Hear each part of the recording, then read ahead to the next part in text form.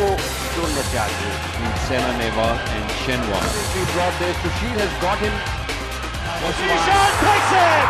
India.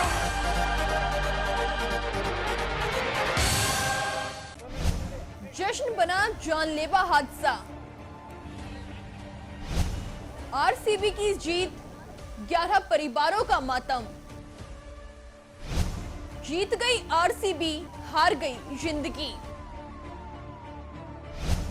तालियां अंदर, चीखे बाहर। 3 लाख की भीड़, 11 लाशें। नमस्कार, मैं हूं यूभी चौधरी और आप देख रहे हैं दिव्या दिल्ली न्यूज। 13 साल की दिव्यांशी, 19 साल की सहना, 20 साल का भौमिक और 21 साल की श्रवण, ये वो नाम है जो अब इस दुनिया में नहीं रहे। बेंगलुरु में बुधवार को हुई जानलेवा भगदड़ में 11 लोगों की जान चली गई है और 30 से ज्यादा लोग घायल हुए हैं।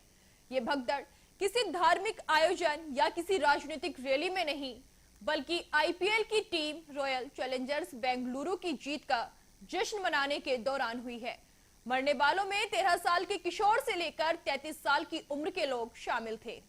दरअसल आरसीबी ने 18 साल के लंबे इंतजार के बाद आईपीएल की ट्रॉफी जीती। बेशक टी20 क्रिकेट की सबसे बड़ी लीग में ये मुकाम आसान नहीं है और खिलाड़ियों को जश्न मनाने का पूरा हक है, लेकिन जब इस जश्न में क्रेडिट लेने के मकसद से राज्य सरकार की भूमिका आ जाती है तो लोगों की सुरक्षा की जिम्मेदारी भी प्रशासन की बनती है।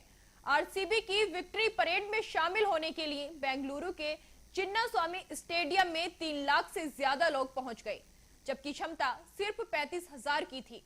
जाहिर तौर पर प्रशासन के इंतजाम नाकाफी साबित हुए, जिसकी कीमत 11 परिवारों के लोगों को अपनी जान देकर चुकानी पड़ी।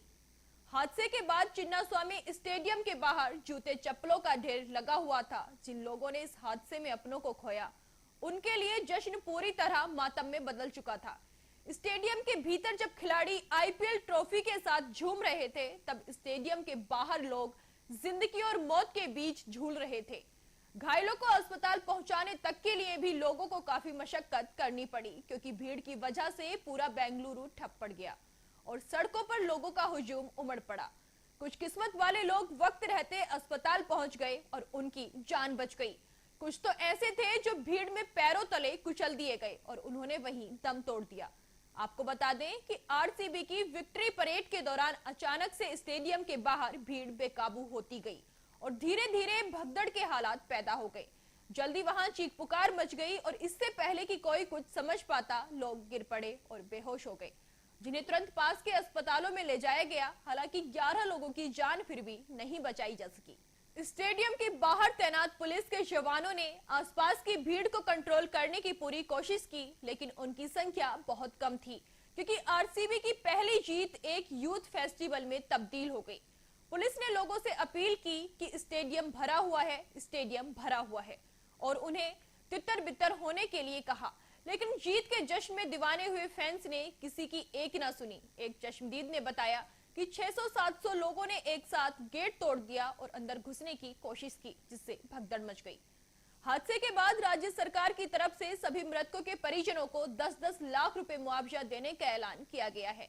साथ ही घटना की मजिस्ट्रेट जांच के आदेश भी दिए गए हैं। राज्य के मुख्यमंत्री सिद्धारमैया ने कर्नाटक राज्य क्रिकेट संघ ने जीत का जश्न मनाने के लिए स्टेडियम में कार्यक्रम आयोजित किया था।